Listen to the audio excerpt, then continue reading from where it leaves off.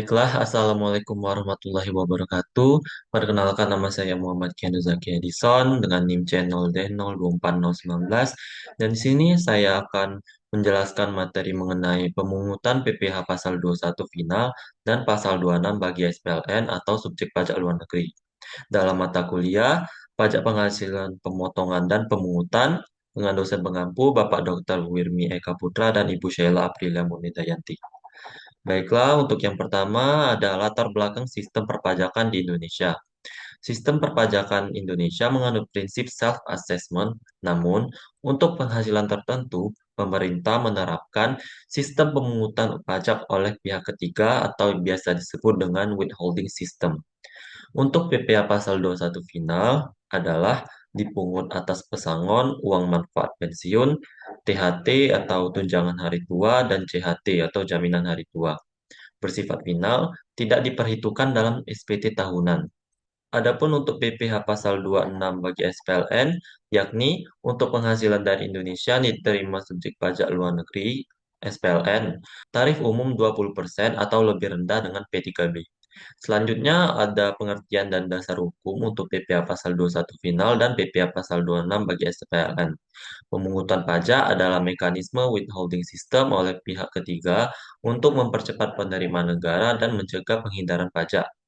Untuk PPh pasal 21 final adalah pajak atas pesangon, uang manfaat pensiun, THT, dan JHT. Bersifat final, tidak dapat dikreditkan. Dasar hukumnya yaitu Undang-Undang Pajak Penghasilan, Peraturan Pemerintah Nomor 68 Tahun 2009, Peraturan Menteri Keuangan Nomor 16, Peraturan Menteri Keuangan 03 2010. Adapun untuk PPh pasal 26 bagi SPLN yaitu pajak atas penghasilan dari Indonesia oleh SPLN berupa dividen, bunga, royalti, dan lain-lain. Tarif umumnya biasanya 20% atau lebih rendah dengan P3B. Dasar hukumnya yaitu Undang-Undang Pajak Penghasilan, Peraturan Pemerintah Nomor 55 Tahun 2022, dan Peraturan Menteri Keuangan Nomor 213, Peraturan Menteri Keuangan 03 2018. Selanjutnya, mekanisme pemungutan PPh pasal 21 final.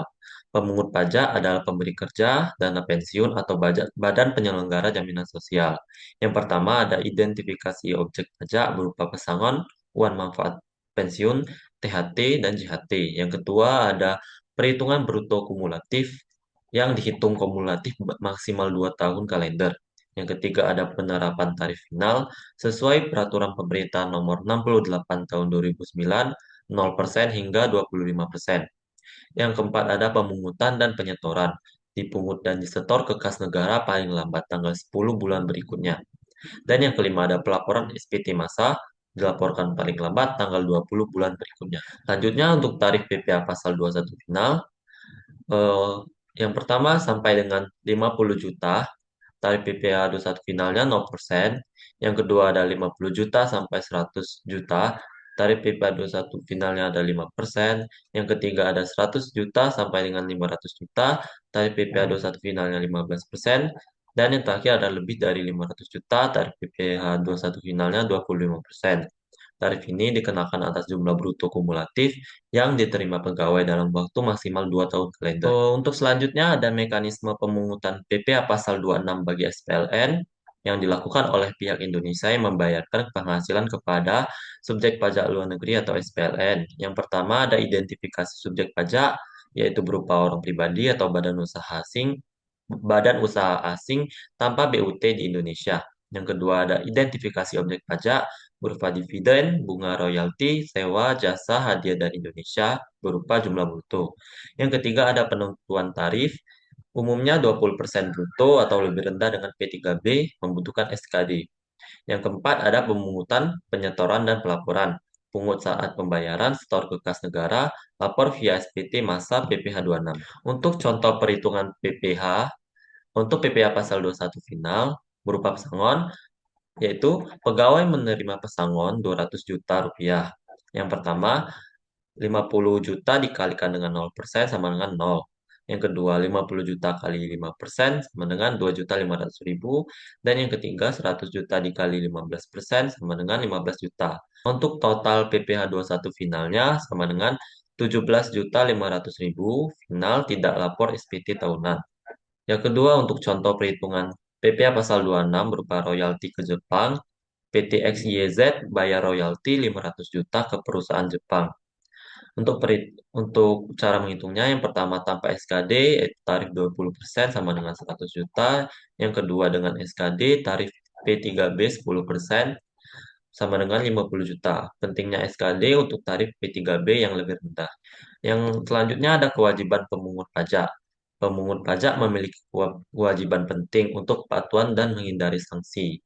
Yang pertama, memungut pajak, yaitu sesuai dengan ketentuan PPh pasal 21 final dan pasal 26. Yang kedua, menyetor pajak, yaitu ke kas negara tepat waktu, maksimalnya tanggal 10 bulan berikutnya. Yang ketiga, ada melapor SPT masa, PPh 21 atau 26, maksimal tanggal 20 bulan berikutnya.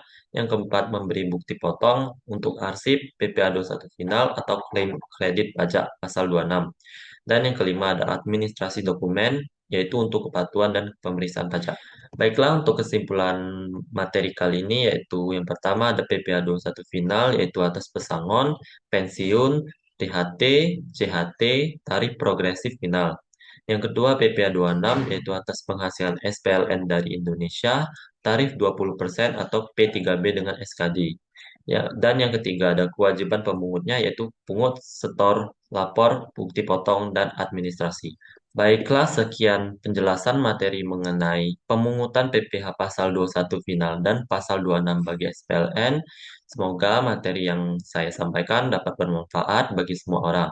Terima kasih. Wassalamualaikum warahmatullahi wabarakatuh.